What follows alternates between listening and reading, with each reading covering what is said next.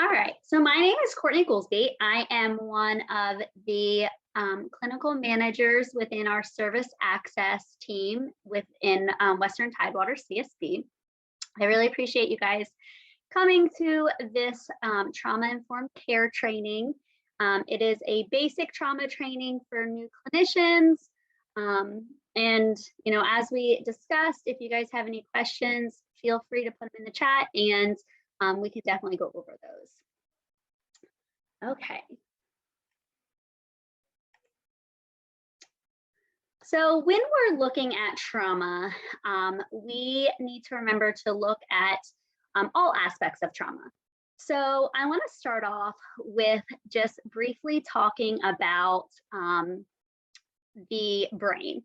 I am not a neurologist, so just definitely keep that in mind. I am an LPC, so as we're talking through this, there definitely may be questions that may be better suited for a neurologist, but we can definitely kind of process some of those questions.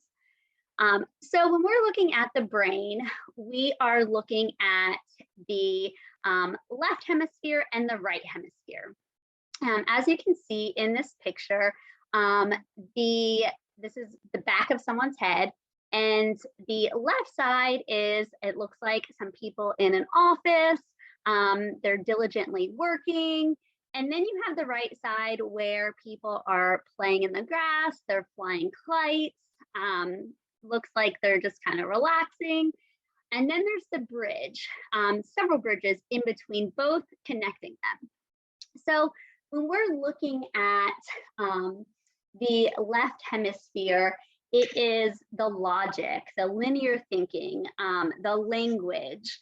And then when we're looking at the right side where people are playing, it's more so creativity, imagination, and it's controlled. The right side, the right hemisphere is actually controlled by the left side. So that creativity is controlled by that linear thinking, the logic. So as we go through this training, this is something to keep in mind. Some good examples are maybe of sports. In order to play football, somebody has to be able to run and catch the ball, but they also have to process the plays and think about the plays as they're playing the game of football. So definitely something to keep in mind as we go through this entire training. We'll definitely talk a little bit more about how this impacts specifically with trauma. So what is trauma? If we're looking at an actual definition, trauma is resulted from a series of events that one experiences and then it has lasting effects. So something to always remember easily is the three E's. So you have event, experience, and effects. So let's dig a little bit deeper. What does that mean? Hurt or harm from an experience is going to result in psychological injury. So you have that event, you have the experience, and you have the effects. Trauma damages one's self-worth or their self-esteem. And then when we're looking deeper into trauma, one may develop some symptoms, such as depression or anxiety. It's important to remember that just because someone has an experience doesn't necessarily mean that symptoms will develop or that it may damage one's self-worth. For example, if you and I are both in a car accident, you go home to someone, your family, and they take care of you and everything is good. I go home to an empty house, maybe 3-4 bottles of wine, and that's going to impact the overall event that happened. And it may decrease my self-worth and ultimately develop some symptoms. So this is exactly that perception. How does one's perception impact symptoms? Um, this picture I know is used widely. One person is seeing 6, the other person is seeing 9. So just because this two people are looking at the same number, they're perceiving it different, and one's perception of the event is going to be different. It's really important to remember that as we're treating trauma, as we're coming in contact with people who have experienced trauma.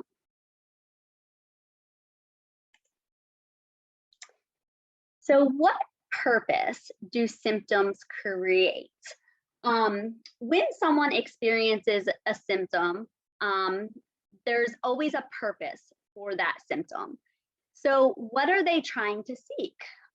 Power and control, boundaries, attention. There's definitely a number of reasons that somebody may experience a symptom. What does that look like? What is the purpose of it? Why is it there?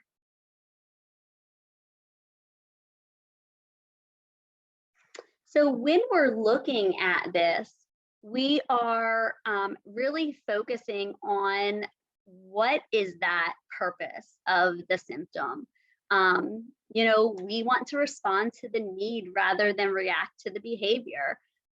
If we respond to the need and what they're trying to gain out of that symptom, then we can truly focus on, creating healing and working towards the goals of the clients. That's always been a really powerful, statement to remember, always respond to the need rather than the behavior, which is really difficult. So some key components to trauma-informed care. What happened to you compared to what is wrong with you? It's the same question essentially. You're going to get the same information in the long run, but it's very different. If someone said, what happened to you, that's them saying, that's them having empathy. It's them caring. Whereas if somebody comes to you and says, what is wrong with you?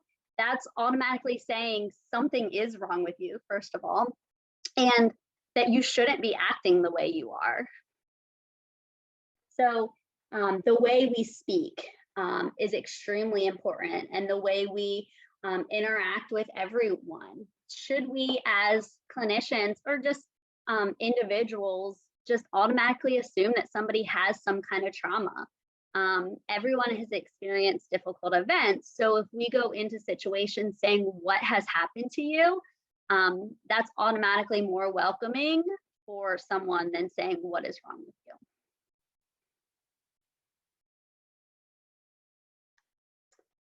So types of trauma. There are so many types of different trauma. I could not list them all here. Community violence, domestic violence, sexual abuse, homelessness, loss of a loved one, loss of a house. There's just so many different types of trauma. And going back to the car accident example, you can't talk someone out of their trauma. You can't say, oh, that wasn't a traumatic event, because it may have been traumatic for them, and they may develop symptoms because of that. Just because one person doesn't necessarily view the event as traumatic doesn't mean someone else won't.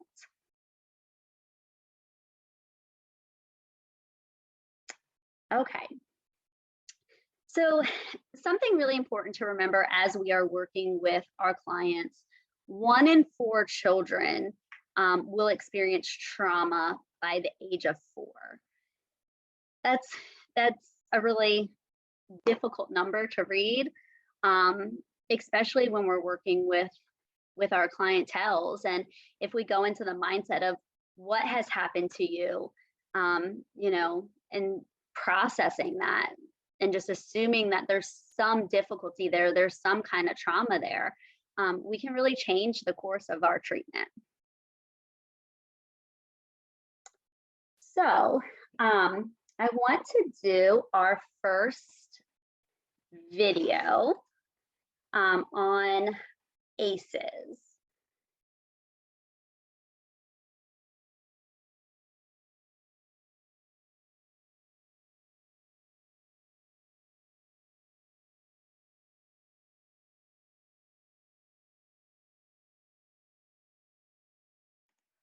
Okay. Okay. So with watching the video and having a little bit of an understanding of ACEs, how do you think that this would change your outlook on starting with new clients? Do you think that your the way you support clients would change? If you guys want to put it in the chat, that works. Or if you guys want to answer, that's fine too.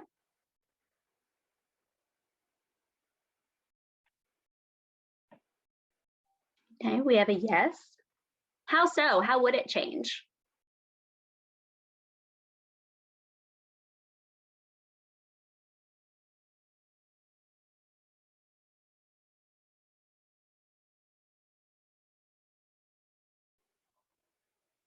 Absolutely. It should impact every aspect of treatment to start with treatment goals.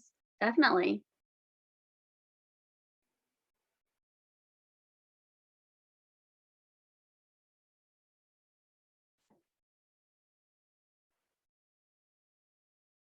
Become proactive with the client instead of reactive.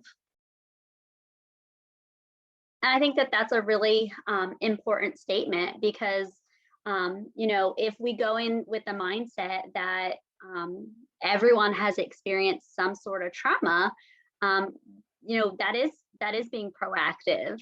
It's a different outlook in how we conduct sessions. There are so many factors that affect a person, so ACE plays a part of this full picture of the client, most definitely.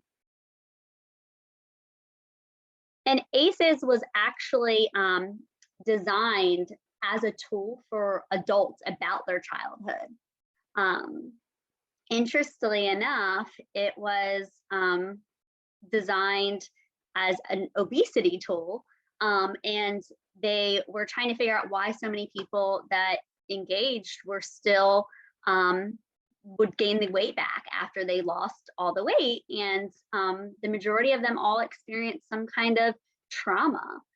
I found it really interesting that one of the individuals specifically linked an incident in the workplace, somebody saying, "Oh, you look really nice today." They automatically started putting the weight back on because that was a trigger to their trauma. So someone said, increase understanding and knowledge of the impact of trauma that affects even children before the age of 4. Most definitely. I think as professionals, a lot of times we maybe ignore the fact that the younger kids have experienced trauma and that they still, that impacts them because it affects the entire body. So with ACEs, as you saw in the video, it looks over 10 major categories: emotional abuse, physical abuse, sexual abuse, emotional neglect, physical neglect, parent separation or divorce, domestic violence, substance abuse in family, mentally ill family member, and incarcerated family member. And it's looking at, you know, the higher the ACE score, what do we do with that? So looking at exactly what ACEs tells you, again, what do we gather from this? What do we do with this in our treatment? Research has shown that an ACE score of 4 from 0, that individual is 242% more likely to smoke cigarettes. they're 443% more likely to use drugs. 357% more likely to experience depression. So this is a major tool that we can use to say, we know that trauma impacts and creates barriers for clients. As the video said, it's not one's destiny. So how do we help them? What do we do with this information? And that's something that we should be constantly asking ourselves. We know this information. How do we move forward with this in treatment? What do we do with it? So this is just another diagram showing that the increased ACE scores correlated with a number of different things: suicide attempts, adolescent pregnancy. Trauma impacts the entire body, not just the brain, not just the body, literally the entire person. I always like to use the example of by one of my kids. He gets severe anxiety right before school. He loves going to school. It's a positive experience for him, but he gets so nervous that oftentimes he feels completely sick. And we can link that with his body saying, I'm trying to cope with this and it's too overwhelming. So with knowing, saying, okay, he got sick the night before the first day of school, he's not just trying to get out of school. Where a lot of kids may go to the nurse's office and say, oh, I feel really sick. And a lot of times our first response is, oh, they just want to get out of school. How are we looking at the bigger picture of what's going on? So when we have a client who comes in, we always assess the medical status of the client and their history. So when we look at that, do you think that we need to take a step back and think maybe about the ACEs and how we know that childhood experiences affect the entire body and increase, medical and life expectancy? Do you guys think that that would be helpful in going back and saying, hey, maybe this is correlated? We absolutely do. We have to take a better look at what medical conditions our clients come in with and really how it relates to the presenting problems and their overall history as an individual. We have to start looking at people as a well-rounded person, and that all things are connected, which includes their medical ailments. Definitely. Thank you. And this is a change in treatment. Another really interesting fact is research has shown just traveling 5 miles into a poverty area decreases one's life expectancy. Something, literally just 5 miles. Now, this is also negative. I really want you guys to, understand that an ACE score is not one's destiny. It's a counterbalance with resiliency. We have this information, so let's move forward with it and use it in treatment and know that, we can work towards decreasing this because it's not one's destiny.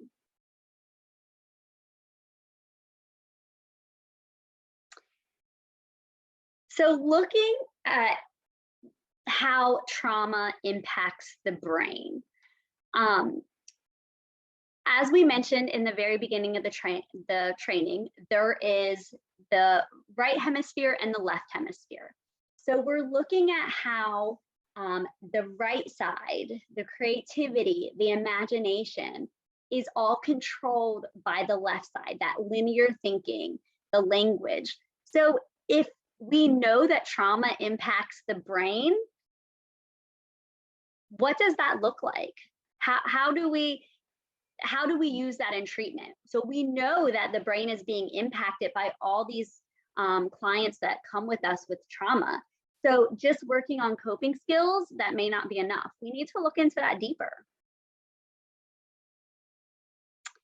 So inside the brain, we have that logical thinking, that left side, or maybe how others have described it as the upstairs brain. I don't know if you guys have ever used the hand model, the flipping your lid. I use it with a lot of my clients. And it's that upstairs brain going over the downstairs brain. You literally, let's see if I can explain this. You put your thumb towards your pinky and put your 4 fingers over your thumb. So you're cupping your thumb. And those 4 fingers are your upstairs brain. And your thumb is considered your downstairs brain. So if we're looking at the brain in this manner, you know, if you don't have that logical thinking, if it's flipped up all the time, you're always going to be responding extremely emotional. And that they can't control their behavior or their judgment.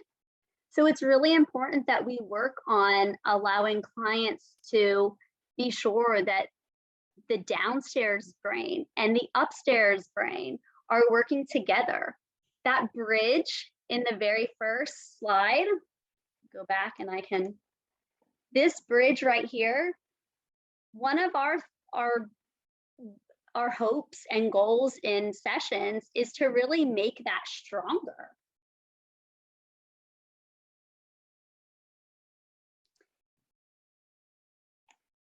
And this is something that for children is vital. It is important to remember that we do have to focus on their age. One thing it specifically says here is that kids 0 to 5, they're not fully developed and they're not able to control their downstairs brain, control all their emotional reactions. So obviously that's going to impact our treatment, but we can educate clients. We can keep in mind that, you know, there's always that upstairs brain is controlling that emotional side. A really good example, I know I lose my keys all the time. I don't know if you guys do, but there was one day that I lost my keys. I could not find them anywhere. I was absolutely a mess because I was going to be late for work, and I was trying to find my keys. I'm looking everywhere. I am flipping the house upside down, looking for them. I cannot find them anywhere. At that point, my upstairs brain, my lid had flipped. So I was responding emotional. I was, for lack of a better word, freaking out. I could not find my keys. My 6-year-old came in and said, "Oh, your keys are right here." His lid was not flipped. He was able to logically think, "Oh, you know, maybe she put the keys on the counter or in the kitchen counter."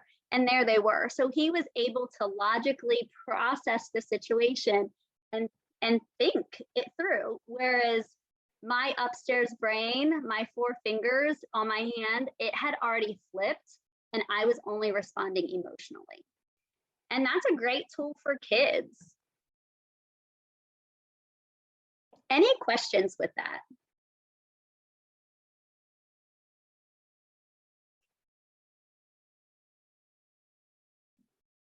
Okay. So looking at the brain and how trauma impacts the brain, this is a picture of a 3-year-old child's brain, a typical brain. I'm not fond of the word normal as it's described, but it's a typical 3-year-old brain. When we're looking at this picture on the right, it is of a 3-year-old who has experienced extreme neglect. They were an orphan and experienced extreme sensory deprivation. So you can see there's so many differences between these two brains. First of all, I guess, what do you guys see? What do you guys see as the difference? Again, you can put it in the chat or speak out.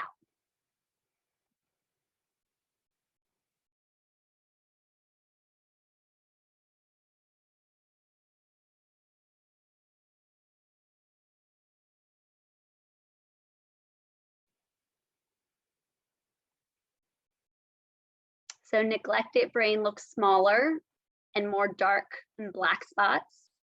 Most definitely.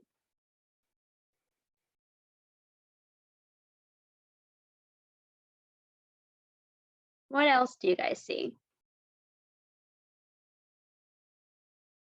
Less gray matter. The right brain is way smaller and has more rigids.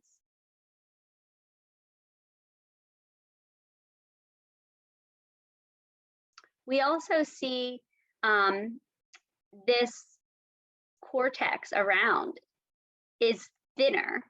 It's shrunken. The ventricles are smaller.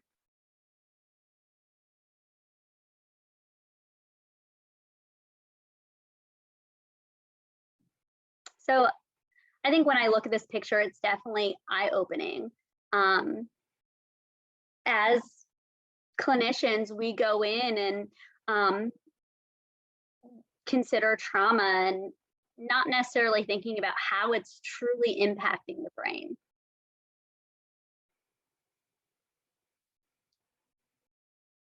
So what do we do with this? So this is a picture that was developed by our executive director, Demetrius. And it's a different way of looking at trauma, essentially. If we are looking at trauma as distress, as extreme anxiety, we're looking at it as loss, tragedy, or betrayal. So that's, say, the injury. We can look at it as within those categories. There's typically the 3 categories. And then what comes with those? Each one has its own feeling, preoccupation, and comes with, each category comes with its own set of symptoms. So if we're really focusing on what kind of experience the client experienced, what kind of event, and what comes with that. Was it a disaster? Was it a loss? Was it a betrayal? And how does that present in their symptoms? We can really start to work through that healing. Any questions with this? It's definitely can go a lot deeper and definitely change the course of treatment if you take this and use it. And remember that, you know, a client is trying to gain something. What are they trying to gain that they lost?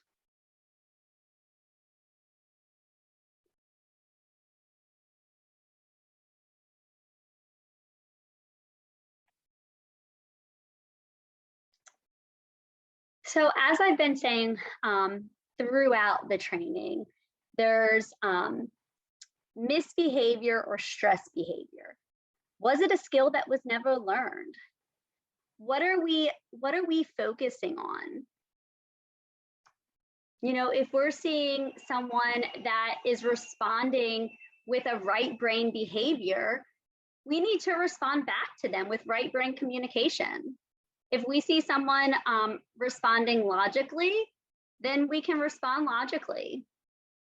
If we see a client in session have a complete meltdown, they're not going to be able to respond logically to you because they're responding emotionally.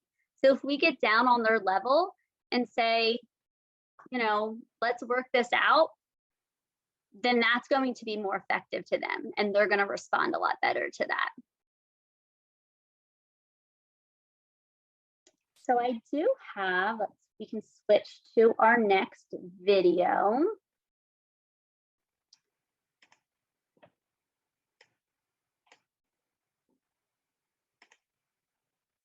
This one is a little bit longer, about 15 minutes, and we'll process it afterwards.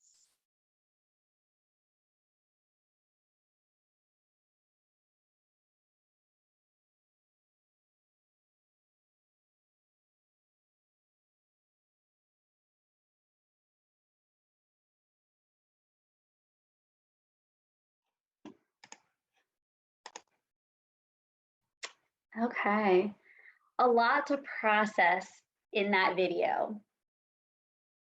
What what was your what was everybody's big takeaway? What did you get from that video?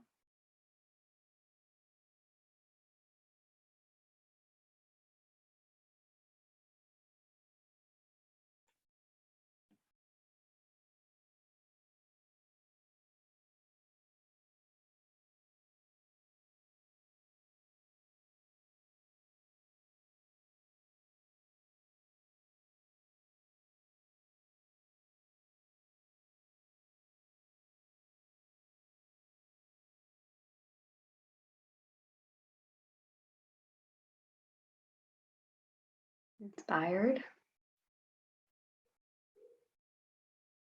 What else?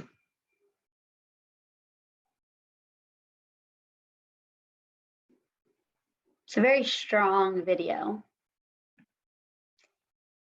Despite trauma and adversity, there's a way to manage that and continue moving on in life. No matter what we face, can overcome by changing our perspective. Yes. How powerful mindset is when it comes to overcoming the negatives of life. Most definitely. One of the things that I picked up, oh, let's one more. The effects of trauma, lack of knowledge for what trauma is when he was discussing his childhood, but how he's seeking to change the perspective of trauma influence. Lots of perspective did not allow his trauma to stop him from progressing forward.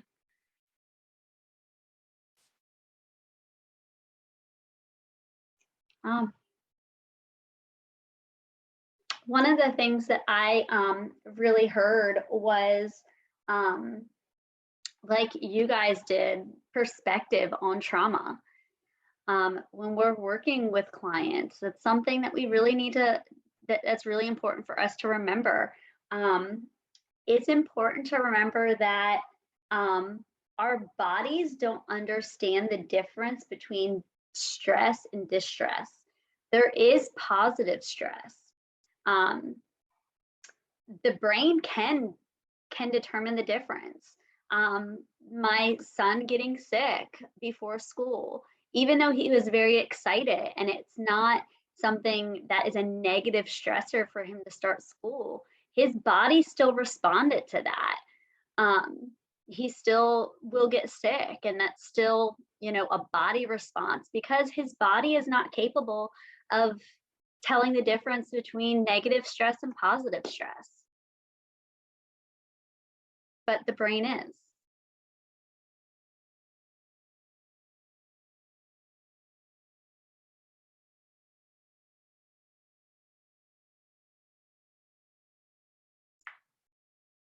Another example can be like getting married, wedding anniversaries, getting sick afterwards, because it's just extremely stressful, but so exciting.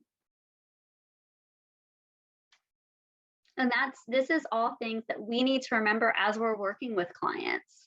It all ties into our treatment. And educating clients on this. It's okay to feel however they are feeling, but let's process, respond, and act, just as he had said in his TED Talk. Any other comments on the video or any other examples that you guys can come up with?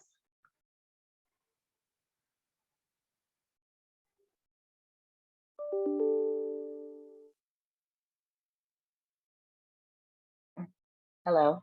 I would like to say in the video, he he understood and acknowledged that all of his troubles weren't gone just because he'd overcome the things that he had to in the past. Mm, He was fully aware that adversity may lay ahead, but he said, and he quoted, um, life is easier when you're prepared, but just because you can't plan for everything, it doesn't mean that you can't be ready for anything. And that to me was important about overcoming trauma because it just reminds you that no matter what, maintain a positive perspective and resiliency that you'll overcome. most definitely. And I love how you guys are all picking up on perspective. You know, that was something that we talked briefly about in the very beginning of the training. And it is such an important piece of trauma and how it impacts someone. So someone added in the chat, I like that he addressed asking for help when needed. A lot of times people have difficulty asking for help for one reason or another. Most definitely. And I will be the first to admit I am one of those people that have difficulty asking for help. Um, you know, when I lost my keys and my lid had flipped and I was acting completely emotional, if I would have just regrouped and said, okay, you know, can you guys help me find my keys? We would have been able to probably get out the house a lot faster so I could get to work on time. But um, you know, that's rewiring your body and your brain to act differently, which is hard. But the more we respond to clients and understand trauma and how it's impacting them individually, the more we can work towards that.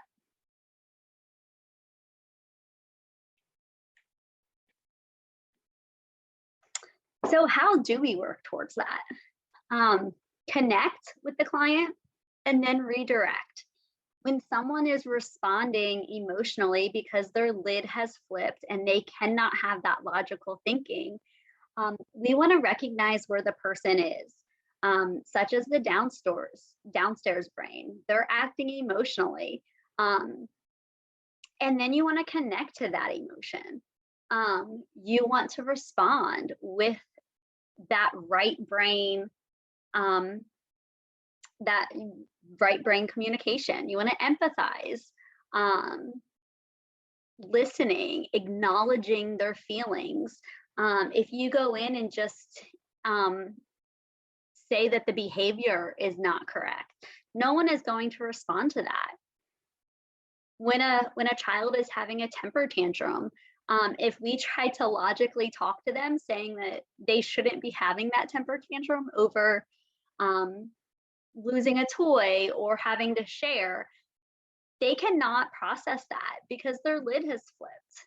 They're just responding emotionally. So we need to acknowledge that and say, I understand that it's really difficult to share that toy, and I understand that you really want that toy. And when they calm down, that's when their lid is no longer flipped and you can logically have a conversation with them. This says, put yourself in their shoes. I think we just as a society use that so broadly. But if we're really getting a grasp of what is happening in that moment, then we really can connect and then redirect and be able to make progress to move forward, where next time maybe it's not as severe. And you know, obviously we've been talking a lot about the right brain, the right side of the brain, right hemisphere is feelings, left hemisphere's logical thinking, but then it creates that whole brain. And there's those bridges that we need to make sure are nice and strong so that people can use both.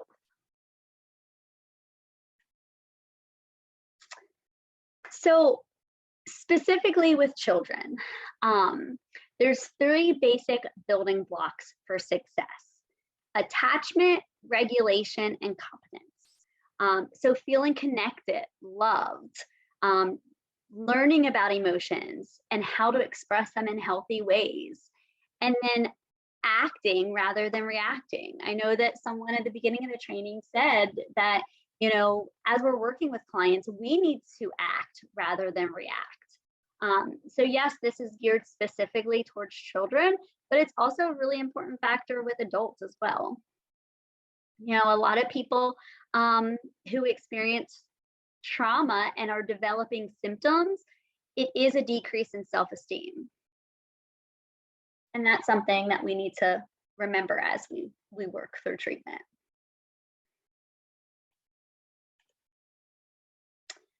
So some trauma-informed responses.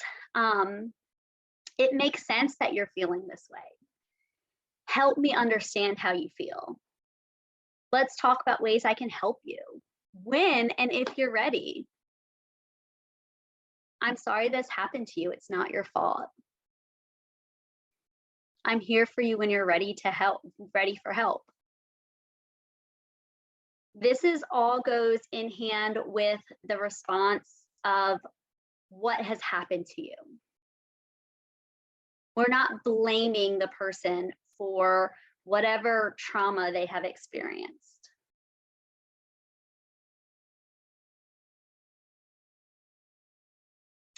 So the 7 C's of resilience. We talked a lot about resilience. He did in the TED Talk. So confidence, connection, competence, character, contribution, coping, and control. When someone is given all of these and truly works on it, then that's working towards resilience.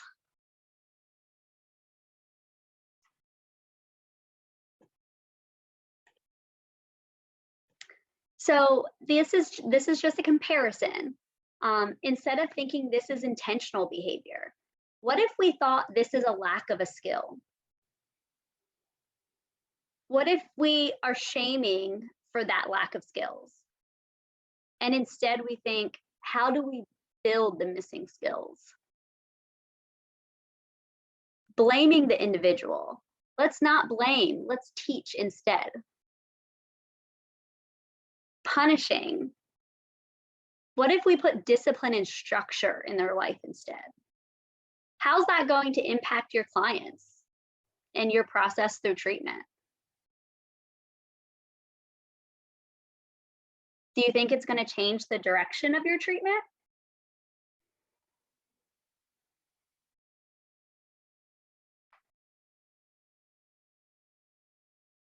It most definitely should. Okay, so I have one more video. This is a video that I've always really liked. It's not as intense as the TED Talk, but definitely can be emotional.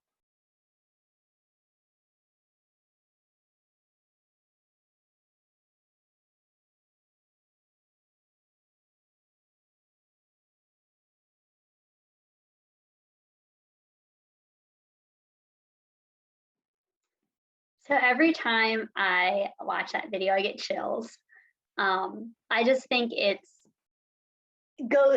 just a great way to really bring everything together and show that their ACEs score is probably pretty high up there, as one of them said, came from a broken family, and yet they're still able to be resilient. They're able to work through treatment to become resilient, to have that feeling. Just knowing that they went into that without that expectation. They've never felt that before. Just speaks a lot of volume, and how we can really work on our approaches for trauma treatment. I'd love to hear your guys' thoughts on that video.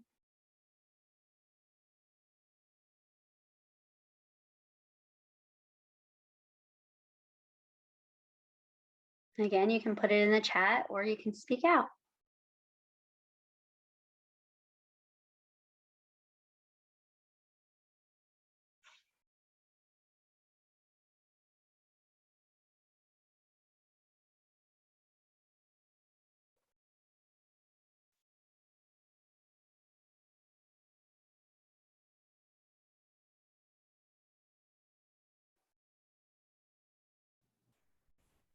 This is Michelle. Oh. So one of the things that stood out to me is the individual statement about being treated like caged animals. Mhm. That really stuck with me because a long time ago, I used to work for a alternative education type of setting, but it was a locked facility. And, you know, that was the type of environment that it was kind of setting. That was the feel of the environment, like, prison, as if someone was being, engaged, those types of things. So one of the things that I did with those that were under my care was to try to change that type of environmental setting, because you treat people like caged animals, you treat them in a certain way, then they respond a certain way. And what I did notice, because a lot of people, they thought, myself and, the individual that I was working with, they was like, oh, y'all are crazy. Y'all taking these kids out of the building, whatever, like they were going to just go buck wild. But nonetheless, what I will say is when, you change their environment. So some of them felt like they were treated like caged animals. So that stuck out to me because they mentioned that, and we took them out of the building. We took them to trips and all kinds of places, and they were like some of the most well-behaved children. And you wouldn't even know that they had diagnoses and things of that nature. But we kind of changed up the environment and the setting that they were in. And it really impacted how they responded and how they continued to act. So it was an eye-opening experience for, I guess, those who were skeptical about taking the kids out and involving them out in the community, because they came to that facility for extreme behavioral reasons. But we just found that it was really different when we took them outside of that environment. Yeah, and I almost want to I'm going to go back to this screen, because I definitely thought of this as you were talking. Instead of thinking this is intentional, maybe they don't have that skill. And that's exactly, you guys gave them the opportunity to thrive and show them, that it is possible, which is fantastic.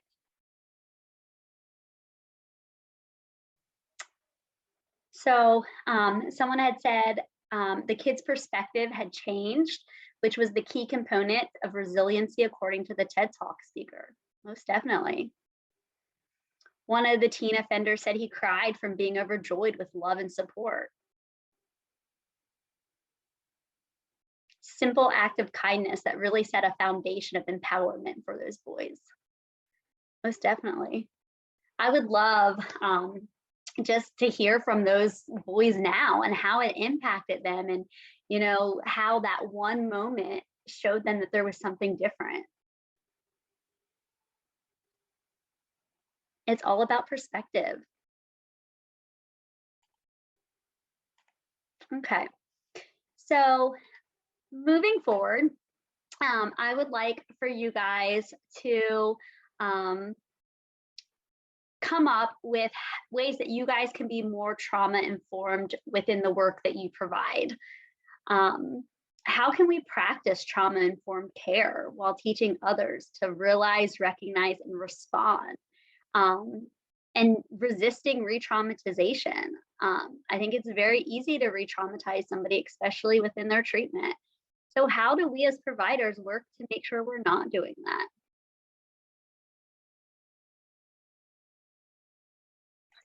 I think that, oh, I yeah, go ahead.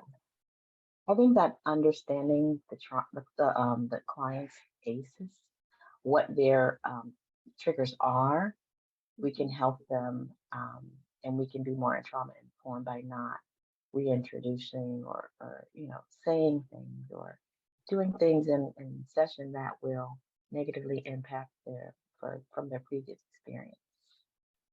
Most definitely. So using the ACEs as a tool to say, you Yeah. know, this is where we're starting. This is not your destiny. Let's make some change. Yeah. Wonderful. Very important.